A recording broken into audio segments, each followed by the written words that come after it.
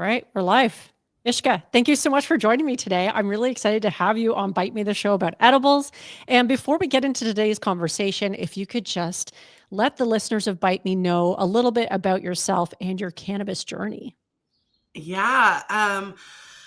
Well, it was unexpected. I know that. I kind of always go and I default to saying I'm just a single mom. And so I am a single mom. I entered the industry when my daughter turned 18, but when she was about 12, I started using cannabis medically.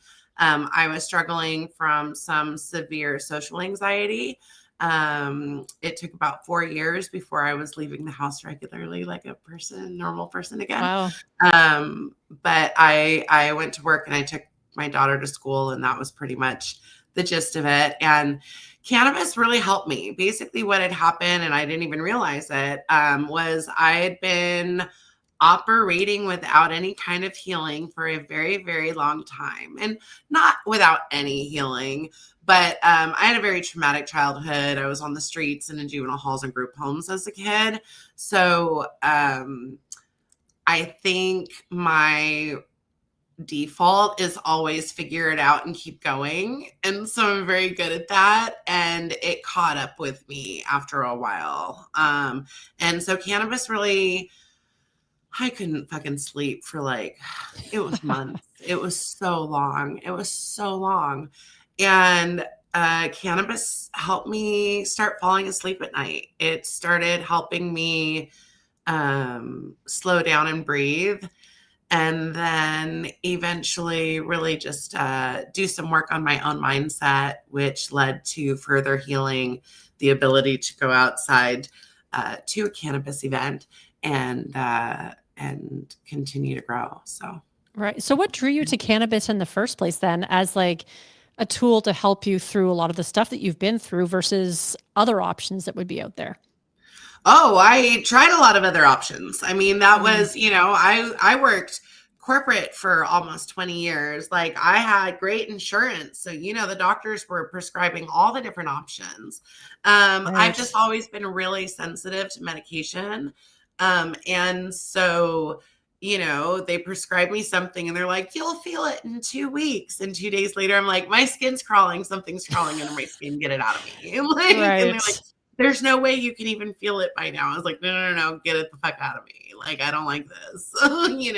Like my walls are moving in my office. This is not what I want, Yeah. So I think being that sensitive has limited my options, but also always made me really interested in plant medicine. Like one of the oldest books on my bookshelf is like this, 4-inch thick natural encyclopedia from when my daughter was a baby. So, like I've always really loved plant medicine and been interested in how we've always healed ourselves with what's around us and what is naturally provided for us. And so, yeah, I think definitely there was a little bit of stigma to get over. I think being a young single mom and it not always being legal when she was little, right? And being too afraid in my professional life and what I was trying to build for us, financially, to go and get a medical card or be on a list somewhere, different things. So it took a while before I started using it as medicine. It definitely was like a fun little sneak recreation thing before Right. that. Yeah. So you had a little bit of experience with it beforehand, but using Oh it yeah, I in a mean, I medicinal started tool. smoking it when I was like 12. So yeah, Right. for Right. sure. Yeah. Bad Yeah. kid, remember? Like Yeah. not. Yeah, that's fair. Yeah. Now Yeah. it's you did mention that you're working in corporate for a long time. So I'm glad you mentioned that because that sort of leads into my next question, which was that you worked a corporate job, had built a career for 20 years, and then you have become a prominent voice in the cannabis industry. And that's a pretty major shift going from corporate to the cannabis industry. What was the most pivotal moment that made you decide to leave the corporate world and go dedicate yourself to cannabis and the Canna Boss Babes? Well, Loaded question, and let's preface it by saying I was never a very good corporate employee. I Right. always asked too many questions. I always said a little too much shit. I was, definitely always the one that was like, you know, I mean, when I used to work for American Honda Motor Company, and it's a great company. I loved my experiences there. Having FedEx on site is a game changer when you suck at shipping things. While I worked there, all my Christmas presents were on time. I've never been on time outside of that. So, things like that on site, like having your car get serviced and it like disappears while you're at work and it comes back and it's clean. And like, Right. there's definitely some perks that are nice, right? I loved it. It was great. I loved the whole, work Barbie outfits and 6-inch heels I used to wear then too, because hey, I was in my 20s. So all of that was really great.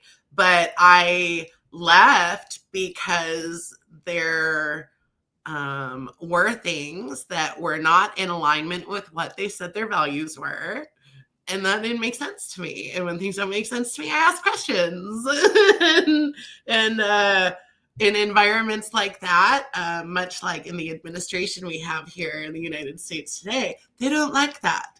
So when I was 29, I left, working in large corporations to start working in smaller businesses where I felt I could have more of an impact and also help with some of those other things in order to create I've always called it a better human experience, right? It's like, yes, Right. of course, the customer experience, you want the sales, but that really begins with the employee experience, and the employee experience is improved through, clear communication, efficient operations, and some fun little perks, right? Like treating them like humans. Yes. Yeah. I So feel like more people need to be doing that these days, but yes. yeah. Well, Yeah. that Yeah. was what I So, thought I'd be doing. The transition to cannabis was such an interesting thing because it was not planned. I had actually, um,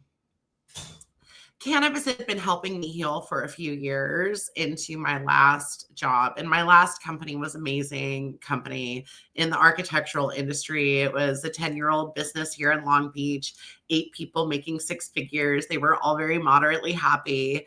My hiring seminar, it was like me and a bunch of other people. And I was like, I remember standing at the door and the owners like literally closing the door because we're like done. And I'm like wanting to know, well, what have your thoughts been on franchising and expanding and I'm just curious, I'm always curious. And I ended up getting the job. And so within 5 years time, I helped them grow to 3 locations, 2 states, $5.8 million through improving their different systems and just a lot of things. I know a lot over there, but it was time. Like there's something that I tell my daughter is in a transition right now. She's 24, that sometimes the universe will use people around you to move you, like when our mhm. time is done, it's done. And so I had no idea about the cannabis industry. I hadn't even considered that, but I knew that my time was coming to an end. And and the reason why I wear the 710 necklace is because before I even knew what it meant, I resigned on 7/10/2019. And Okay. so 11 days later was actually when I went to cannabis education, like little thing after work. One of the women I had hired for that company years before was moonlighting as a bud tender because, we could do that here then. And so I was like, yeah, sure. I'm curious about learning more, because I it had helped me so much already at that point. I was curious. And Mhm. an industry and like, oh, brands and people and okay. And I go in and yeah, there were tons of brands, tons of people. The room was way too packed.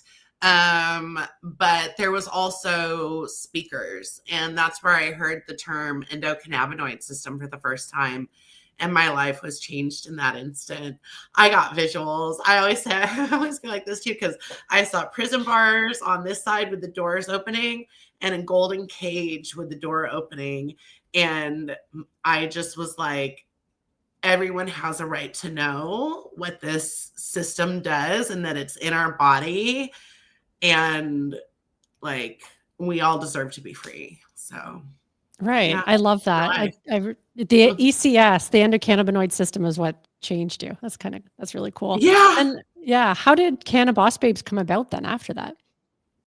So that was such a funny thing because I had actually gotten my business license and built a website and brochures and business cards and the whole shebang, Margaret, for what I thought was going to be a curated culture. And so my idea when I left there was that I was going to be doing business consulting and then working in juvenile halls on my free time with kids like me to help just teach them some of the things it took me decades to learn about myself and my capabilities and my place in this world and what I'm capable of.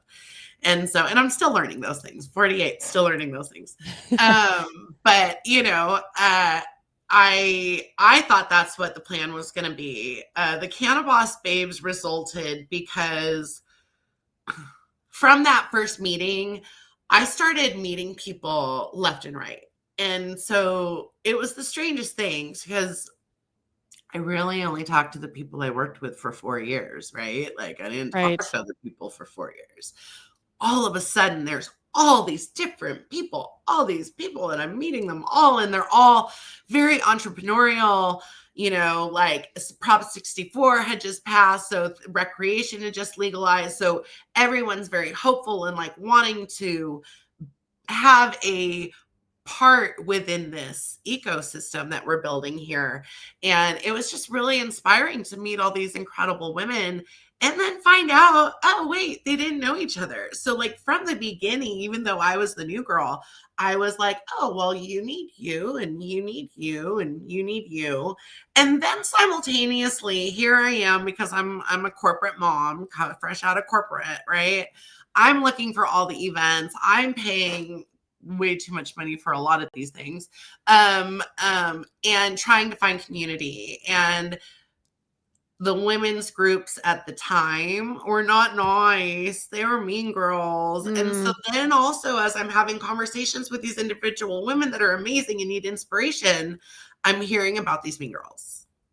And I was like, it's just so weird. And so how it happened was I was one day sitting with two of my friends, and one of them was being threatened on Instagram to have her page taken down if she didn't unfollow someone. Oh, wow. And my response was, at the time, I'm 42. My daughter's 18. I don't understand. We'll just create a new space and then people don't have to choose. And I went into Instagram and the Canna Boss Babes was available. Canna Boss Babes had been something from years before, but hadn't been touched in years. So I was like, okay, the Canna Boss Babes. Like, we're Canna Boss Babes. We don't have time for this. Like, we're doing things.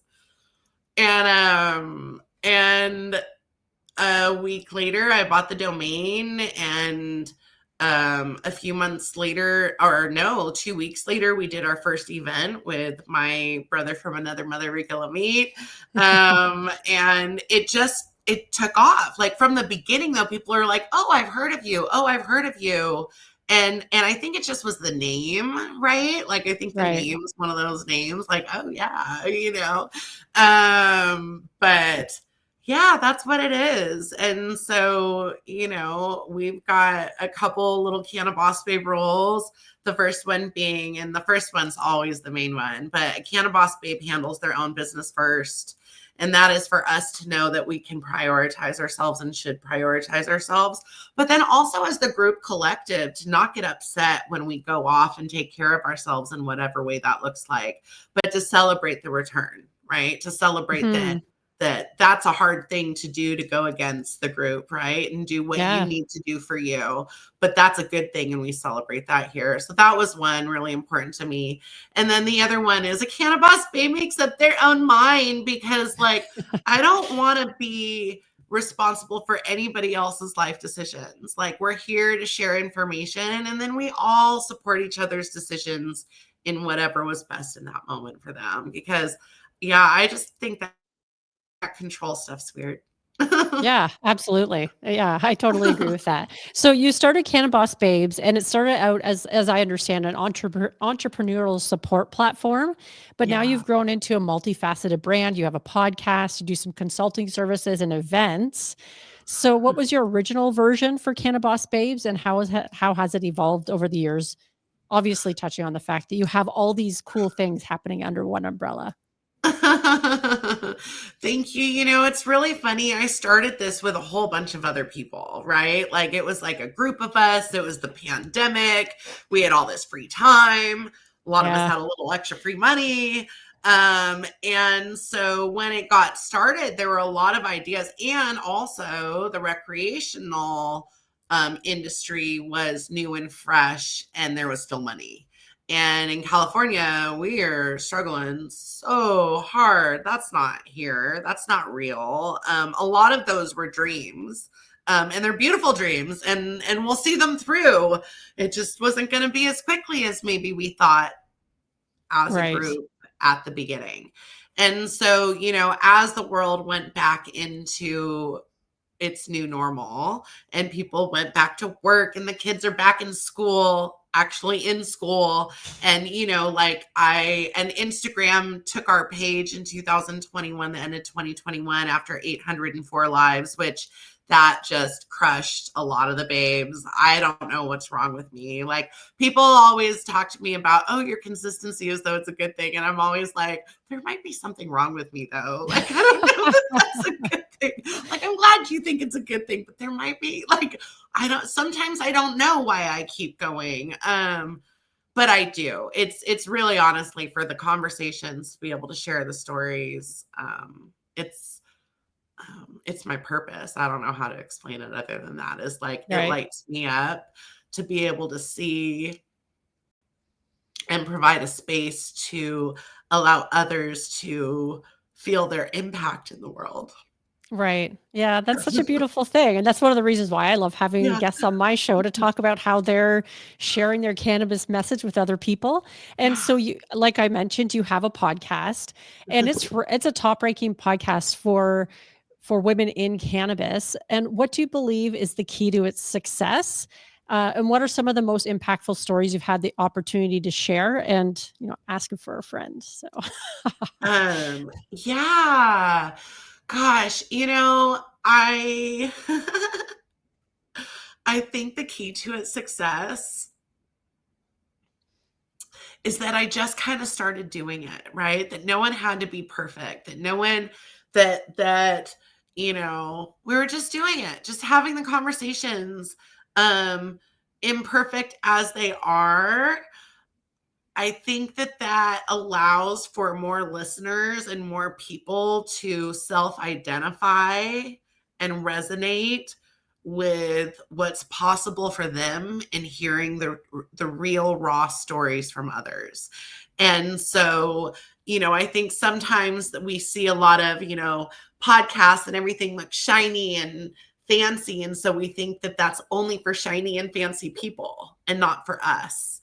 right. And I pride myself on being a space that's for anyone who asks for it. You know, I've had people who don't even smoke cannabis. I had a woman reach out once and asked to be on the podcast, and she waited her. I mean, I'm backed up, you guys. Like, I'm booking 2026 right now. It's September. Like, you know, and she waited her, I think it was like 2 months, and then came on, and she didn't even know what CBD was. She just was on there and wanted to share the importance of women joining the trucking industry, both as one, a great way to be able to homeschool and raise your child from the road, a great income, and also the more women that we have on the road, the more we can protect other women in the world. Right. Yeah. I love that you're also sharing stories of people who don't necessarily consume cannabis as well, because we need Yeah. those allies in the cannabis space. And they're some of the best allies out there, or advocates as well for the plant. I mean, it was awesome because I got to start the show with teaching her a little bit about our plant too. And Right. usually it's just me like, okay, teach me what you know. Right. Yeah. So Yeah. it was great, Yeah. like that's good too. But oh, my favorites, man. I feel so blessed. I'm totally gonna start bawling again. I feel so blessed to have done this work. And I don't even know all the lives that I've touched, but I do know that the people that reach out let me know, like,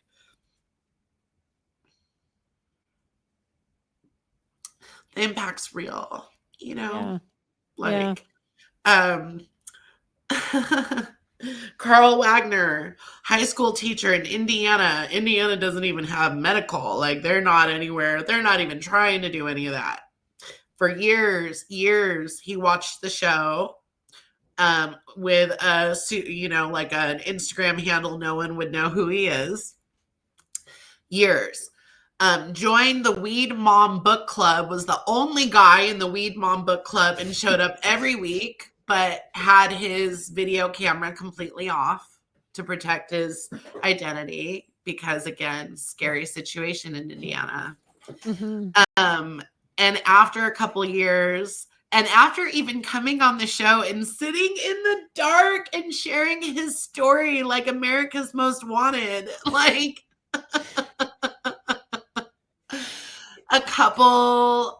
just a few months after that, he ended up posting on Facebook and this beautiful op-ed as to why it's time for Indiana to wake up and start having this conversation. And now he leads a group of over 2,000 people on Facebook, and that grew to like 1,000 within the first year. And it just is so beautiful to see someone who was too afraid to advocate learn so much that they can't help but to. Right. Yeah. And so like Carl, damn, and respect, because it's still not okay there. You know what I mean? Yeah. Like he's Absolutely. still dealing with that. And so I think anyone who can put themselves out there and at risk that way. My babe Misty is also one of my favorites. She was watching the show. She's actually local to me. She was watching the show. My daughter was helping me with all the social media and stuff at first, because it was a lot with all the different hosts and shows and things. We had 10 shows a week, so it was a lot. And then she decided she was going to go and get a job. So I was like, ooh, I'm gonna need some help. So I like put out a little call, and Missy's like, oh, I want to help with social media. And I was like, okay. And so we ended up meeting in person, which was fun because we'd been, engaging online for a long time. And I asked her, and I ask everyone this, what is it that you really want to do? Because I love to find ways for people to do that. That's what lights me up. Mm-hmm. And that's also what the show is about. And so she says, I really want to grow. I said, well, do you have experience? She's like, not really, like a little at home. I was like, okay. I don't know what it is. I always tell people, give me like 48 hours. I got a phone call from a friend of mine. I also have a nonprofit. And so from the mental health sector, from my nonprofit life, right? Called me. She's like, you're the only person I know in cannabis. My husband's friend has a grow. He just lost his guy. Do you know anyone? And I said, well, would you no consider way. a woman? And she says, well, can she lift 50 pounds? I said, well, if Misty's not dabbing on her Instagram, she's lifting weights on her Instagram. Right. So I'm pretty sure she can. She went in there on like a couple days later on that Monday. 3 months later, she was running that grow on her own. Now she's one of like the top fucking cultivators at one of the top brands actually in the world. And I won't name them because the owner doesn't want her to get poached. So, Right. but like things like that, Yeah. like really being able to, but it's also been things like last year at the network show, there was a young woman who I'd never even seen before. And she was, you don't know me, but a couple of years ago, you said something on your story and I quit my job and handed me her vape.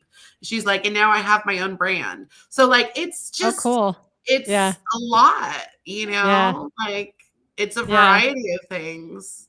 And it sounds Yeah. like you're a real connector of people as well, which is, Yeah. I think the world needs more of that. It needs more of that kind of r- sentimentality around rising tides lift all ships. There's Oh, space yeah. for all of us in this cannabis industry, but you've Ah. created a really strong community around the Canna Boss Babes, emphasizing inclusivity and support.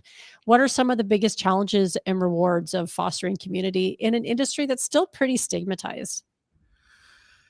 Oh, um, the marketing, right? Like the limitations that we have on social media, the limitations on really being able to expand in order to let more people know this community exists. I'd say that's probably the biggest challenge. Other things are also, I don't it can be a challenge for me at times. I'm definitely human, not perfect at all, but this industry has really, and community has really um, taught me, and this plant has really taught me to give myself and others more grace. Um, 80% of disabilities are invisible, and this plant is a medicine. We really don't know. We make a lot of assumptions based on how people look, that we have an idea of what they've been through. And the truth is, we really have no idea. And so I think sometimes there can be challenges with that, there's also challenges with, for me, because I had the social anxiety to all of a sudden go to very much more public position, Yes. is Yeah. I don't always, I I have spent so much of my life looking to help people live to their highest selves.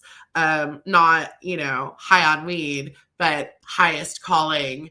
And so I see that in a lot of people. And sometimes people want that for themselves, but the work to do that's hard. And they don't Right. always want to do that part. And so I think sometimes the hardest part for me, and I'm getting better, much better, is detaching from when they're not ready. And so really just like, look, creating more of, this is an opportunity. I'd love to explore this with you. When you're ready to show up for you, let me know. And so I Right. used to chase, and now I don't chase anymore. Right. Yeah. Yeah. So, It's funny you touched on the social anxiety again, because I find it like you seem so outgoing, and oh, I I feel like I know. could learn Everyone says something that. from you about that. And it's hard to imagine that you would have any kind of social anxiety. So that's I know. incredible to me. Yeah. I'm at home. I'm at home. My daughter and I talk about it as, so I say there's like three anchors that I have when I go out. And it's, do I know the people I'm going? Do I know the place I'm going? And do I know what the fuck I'm going to wear? like that's always the most anxiety producing. Right. Especially if I don't know where I'm going and maybe I'm arriving alone. Right. And so like, I don't know the parking situation, or like, I don't Right. know. So those are Like, the three things that you try and like figure out ahead of time, or one of those three things yeah. to make you feel Yeah. more Although, comfortable. I have to say now with cannabis, the control I need to have over those things has changed. Right. Yeah. And so now, I mean, one, I usually am going places where I'm going to know people. I went to New Right. York earlier this year and I knew people there. So, like, it surprises me how small this industry really is, and I love Right. it. I'm grateful. I always have that anchor now, right? I may not know where I'm going or what I'm going to wear, but I know I'm going to know somebody. That helps. But also, I developed a mindset in order to be able to go out and do all this. One, what you see here, I'm comfortable. I'm at home. Like I've been saying for years, like it's funny to me that this has blown up so much because I'm just a mom on her couch.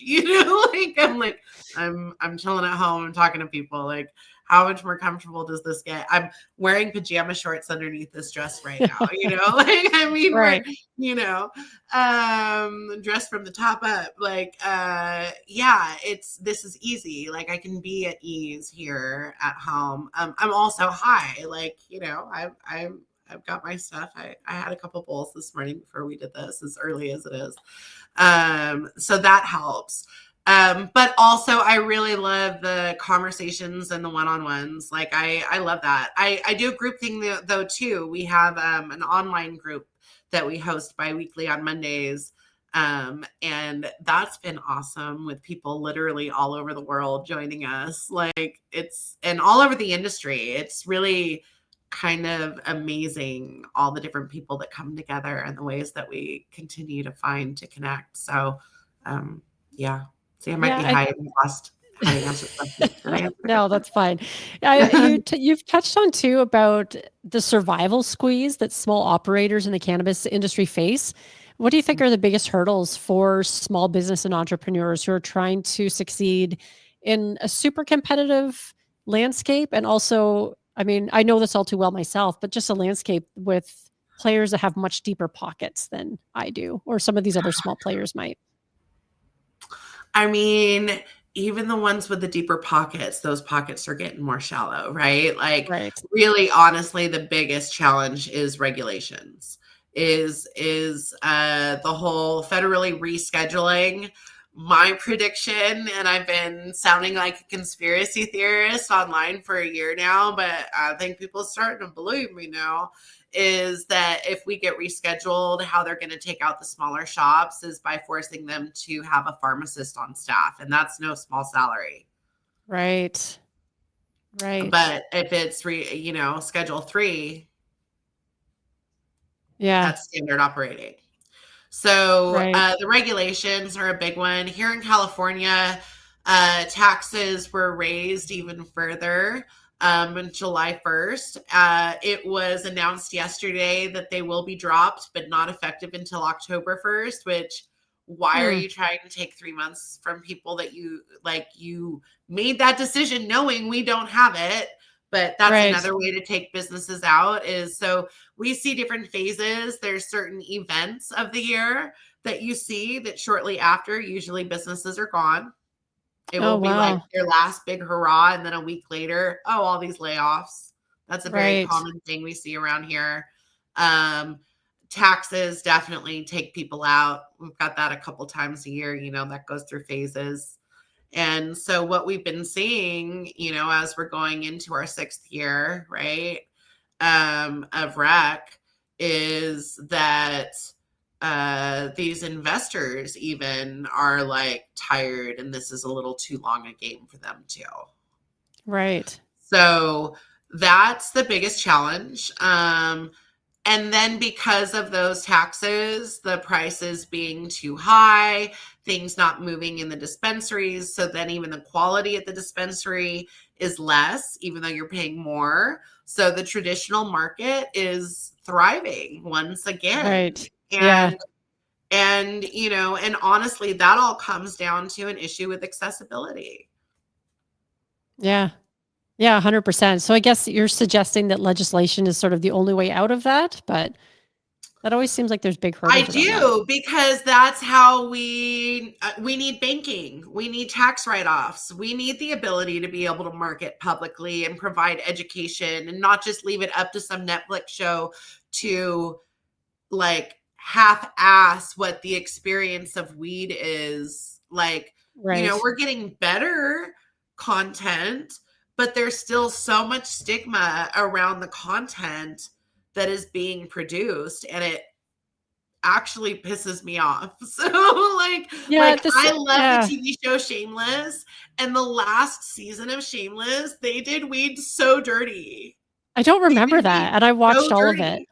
Did they? Oh yeah. No, they did weed so dirty. One of the first episodes of the season was that two guys in the bar, I think, ate a brownie or something and got stupid high, and Oh, then ended yeah. up like Because they had a making whole weed out, or business. after years of being heterosexual, now all of a sudden are homosexual. And there's nothing wrong with homosexuality, but to sit there and like say that weed made them do, like, A I've little reefer never madness. known anyone to get high off weed and make a decision like that suddenly. Like Right. that, Yeah. that's Yeah, not that a sounds it thing. sounds very reefer madness like. Yeah, I it really totally forgot was. about It that pissed me storyline. off. Like, as real as that show had been for so many other things, like I, my daughter and I laugh. Frank Gallagher in that show is the father. Yeah. He Yeah. is like my dad. Like every single episode my daughter and I saw, we'd be like, oh, Poppy.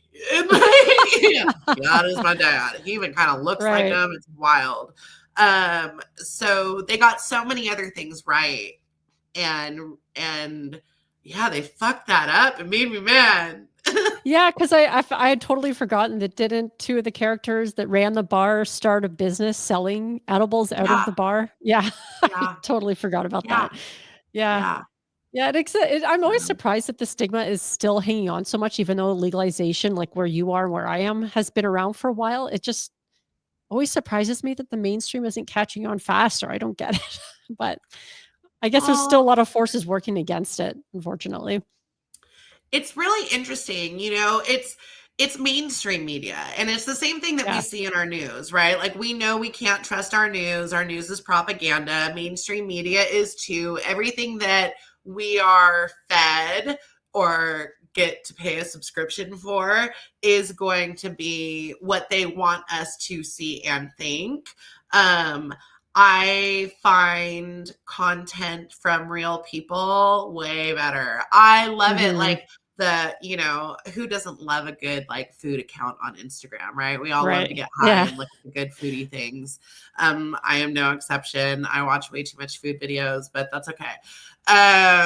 And I love seeing like the chefs that'll just sit there and like they're not even like stoner chefs necessarily or anything like that, but they'll be like, I just had an edible. We're gonna make this. And then like you even see them as they eat it at the end, their eyes are so low, but they're so happy. And I'm like, Right. just that, right? Like, Yeah. yeah, Yeah, yeah, I love maybe we'll get there one day. Who knows? I guess we'll just have it. to wait and see, wait it out. But I mean, now, I've always said it's like I feel like it's like the railroad. So I've always thought that like this is like we're building the railroad and some lives are taken and become a part of the railroad so that future generations can ride it more easily. And yeah. that's the work with this. That is the work with cannabis and bringing back plant medicine to the people. Yeah, and that's so true too, because like there's kids growing up right now where I live that have never known it not to be legal, which Yeah. is crazy Yeah. to me. But yeah, Yeah. they've just dispensaries have always been there, and it's like that's their life. And I'm like, wow, a Well, lot of people the waited a long conversation I time. had with my daughter when she was younger was it was medicine. She always saw it as Right. medicine for me, and it helped that she would see its effect, right? Like, Yes. she would know, like, oh, we'd be out shopping and have to run a bunch of errands because it's, like, school shopping and, like, oh my god. And I have Right. social anxiety, so, like, I don't wanna do any of this, but we got to because I love you, and so anything for you, boo-boo. Like, and yeah, and she'd be like, mom, here, take your vape. Like, you know? This will help. Yeah. Yeah. Now, Yeah. social equity in the cannabis industry is something that Uh, gets talked a lot about, but often it's a lot of words and not a lot of action. From yeah. your perspective, what are the most critical steps that need to be taken for a more equitable and just industry? Um, oh God. Okay, so the reason why I'm hesitating is because my very first thought was fuck the government. I don't know, and I'm sitting here like trying like, well, how do I say that in a nice way though? And then I'm like, well, no, but fuck the government. And honestly, it's a setup. So social equity was a really good idea to make certain people feel good about things and like, oh, and to like get the support of and like, oh, it's a thing. But I learned very early on in working with a subcommittee here and my local government in the lovely city of Long Beach, California, years ago in their social equity department that, as long as the government's going to hire idiots and people who are willfully ignorant, um, and it's by mandate, I'm sure, and like, certain psych profiles only, IQs very low. there's a willful ignorance there. My first call with them, so basically the very first year of social equity, only one of 87 candidates made it through and got their loan. Only one of 87. Right. The very first call. So we spent, as a subcommittee, we spent months having conversations with people who are social equity, conversations with other operators in the space. I'm a part of my local LBCA, Long Beach Collective Association. It's different cannabis operators. I, of course, do not hold a license. However, being adjacent and volunteering for them from the very first time I heard endocannabinoid system at their event. I'm active. You can't get me out of this stuff. So, yeah, the very first meeting we had with our city department was, hey, there's a problem. Only one of 87 candidates made it through your system, which means that it doesn't work. And here's like the different points as to why. And they said, no. Only one out of 87 wanted it bad enough. Oh, interesting. That's an interesting way to look at that.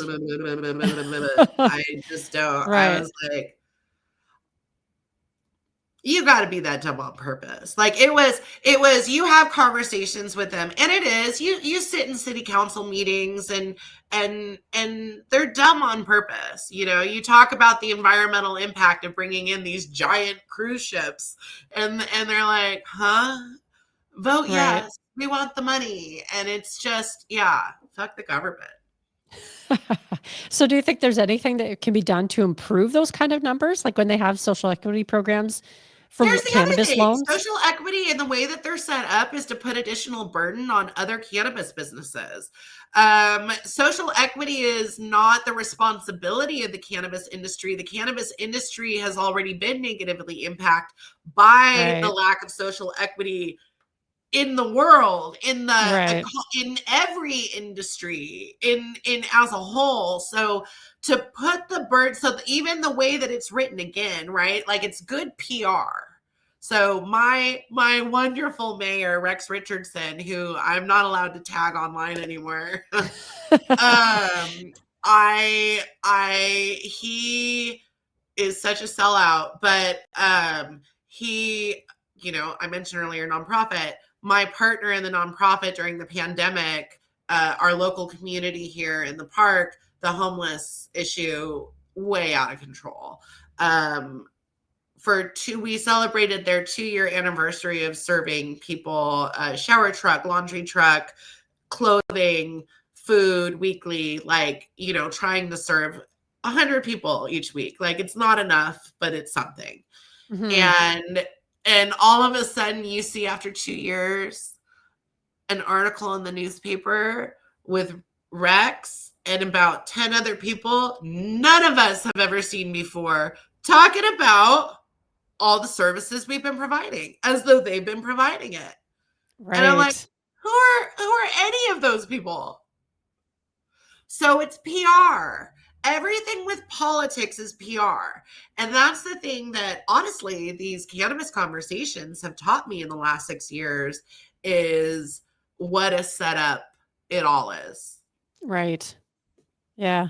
So there is no real answer from our government, essentially, which kind of makes sense to me. Like, it does make sense to me. No, it's intended to fail. All of this is intended to fail. If you look at, if they really wanted this industry to succeed, they would not make it so hard to survive in.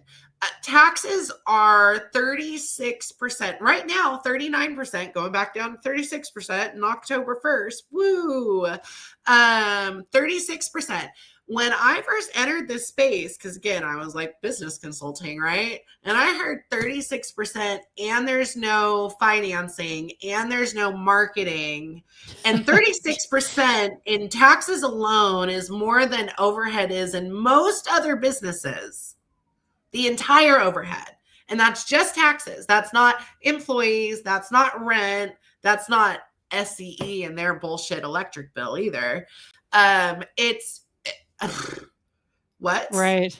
Yeah. So I don't know what's wrong with me. Like I said earlier, there's something wrong with me. I like a challenge. Let's go. And that's kind of what happened. Yeah, because the cannabis space is definitely very challenging to operate in. I find even being in Canada, and we've had legalization like rec for about over 6 years now.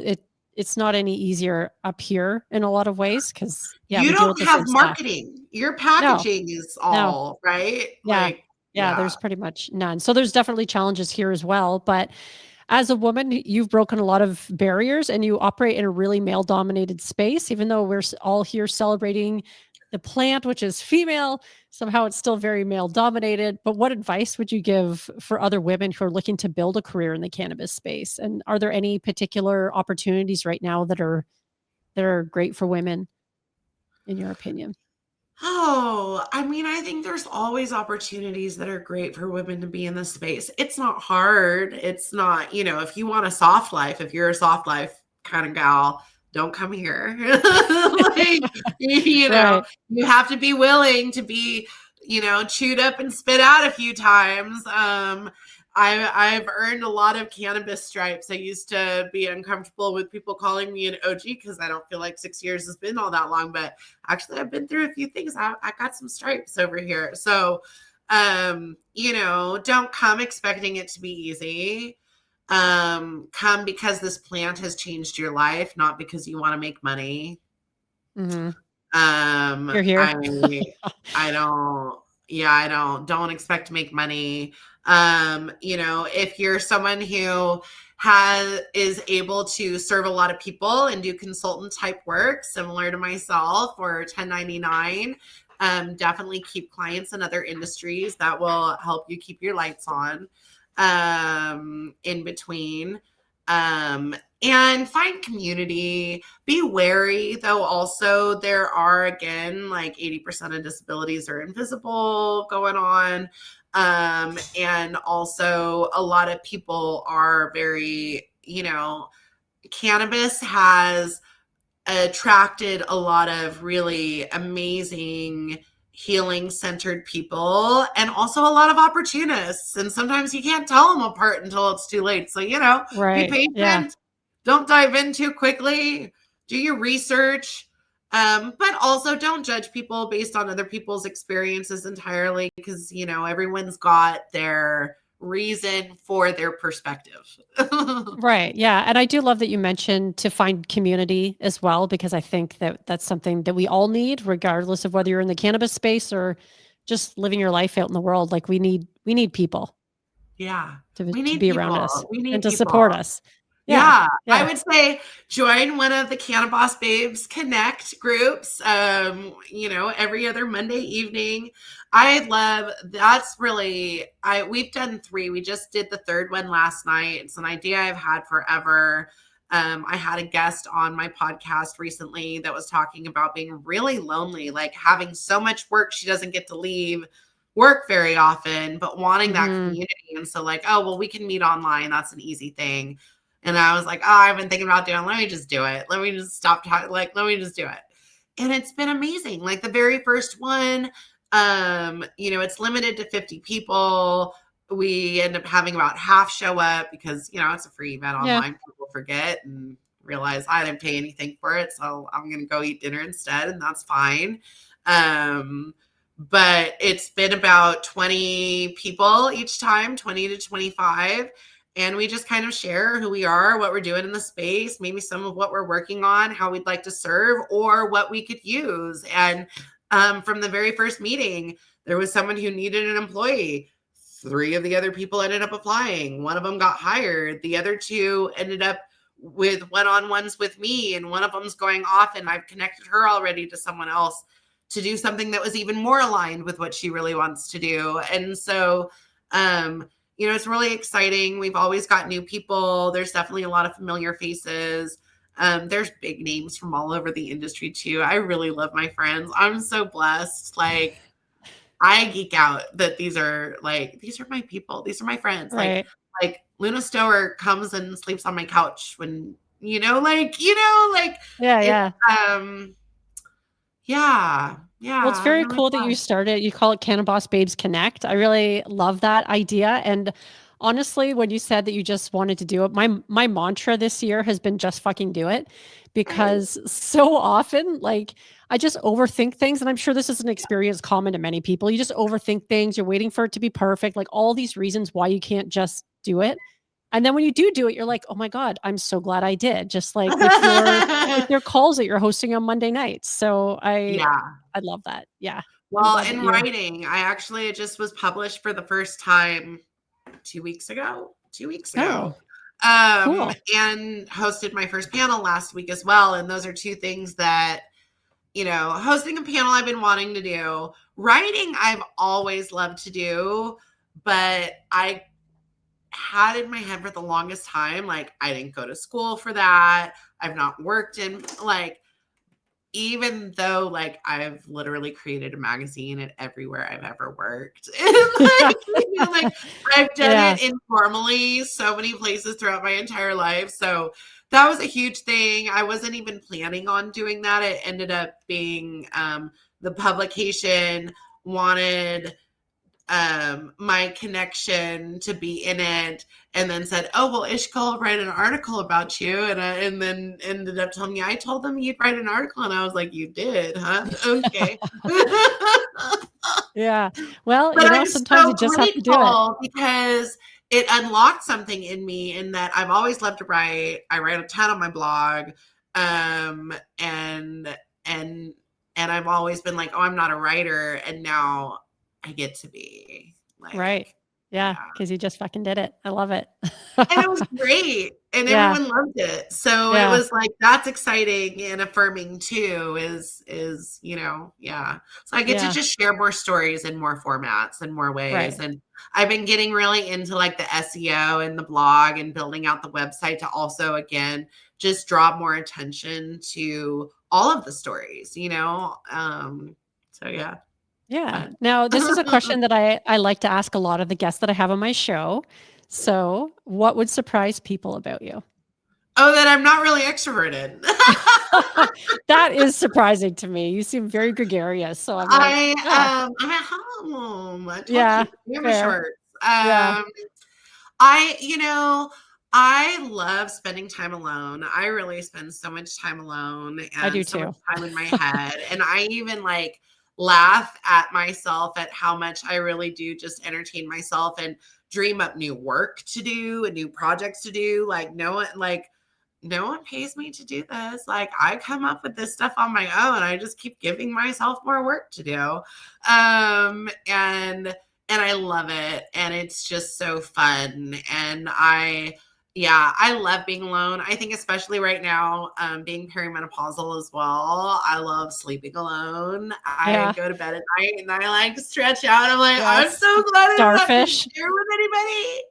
Like if I wake up at 1 o'clock in the morning and I can't sleep for 4 hours, like I'm just chilling and smoking weed in the living room, and like no one's asking me, "Are you okay? Are you gonna come to Right. bed?" Are you like, "No, go away." Like Yeah, sometimes it it's might be fine. nice if dinner was delivered to my desk because I'm not getting up, but and working late. But other than that, I really love being alone. And then when I go out to my events, it's lovely and wonderful, but I do make sure to charge up a lot Right. beforehand. And I Yeah. make sure to give myself a few days afterwards because some of the bigger events, like one of my favorite things to do is go walk every day. It's like almost 3 mile walk. And when I come back from big events, I don't even want to go on my walk because I don't even want to say hi to a neighbor. Like Right. I Yeah. don't want Yeah. to. Yeah. You gotta So yeah, recharge I that think that's social. probably what would surprise people is like I do end up becoming nonverbal, and then people are like, "Wait, what?" And I'm like, "Yeah, I don't want to talk yet." Yeah. I'm not ready. I've got to recharge the social battery. Yeah. Yeah. Now, finally, what is next for Canna Boss Babes? And do you have anything on the horizon that you're excited about in particular? Yeah. So I am co-hosting a suite in Vegas again this year for MJ BizCon with my babe Kelly Riddle, who I hosted a beautiful townhome in Hudson, New York earlier with. And so we're going to Vegas. We've got a corner suite at one of the top hotels. It's one of the ones you guys want to be at. And we've got Sarah Pyan coming in and hosting a few hours and doing some fun things. And Luna Stower's coming in and hosting a few hours. And we're going to have a fun little photo shoot at the Neon Graveyard with 10 lucky influencers. And, just I'm looking forward to more connections. I love Vegas. I love being able to have everyone come from all over the world, seeing all the babes together in person. But, it can be overstimulating sometimes on the showroom floor, and like a lot, there's so much going on. The conversations are like this versus when you have a suite where, maybe we even have like a massage therapist or something, and a nice little, Dabby Dub bar. You can relax enough to have a conversation and to really explore where alignment is between you and growth opportunities. And that to me is what it's all about, is creating more connections so that we can create more opportunities for growth. Yeah, that's amazing. So people can look out for you at MJ BizCon. And of course you have your podcast that people can tune into as well, because you do new episodes every, when do you put out new episodes? Every week we put up a new one. I am taking off September. September's been a big month. There's been a lot of different events, but I will be back in October. And then I'm also going to be podcasting live from Ignite It, which is formerly Benzinga. Their California Market Spotlight is here in Anaheim on October 8th, and I'll be podcasting live from there as well. That's amazing. So I'll be sure to include all this stuff in the show notes so people can find you and find where to connect with you. And Ishqa, I just want to thank you so much for your time today. It's been a really great conversation, and I appreciate you. Yeah, thank you so much, Margaret. I can't wait for you to join me on mine. Yeah, I'm looking forward to that too. Okay. Sorry, I'm just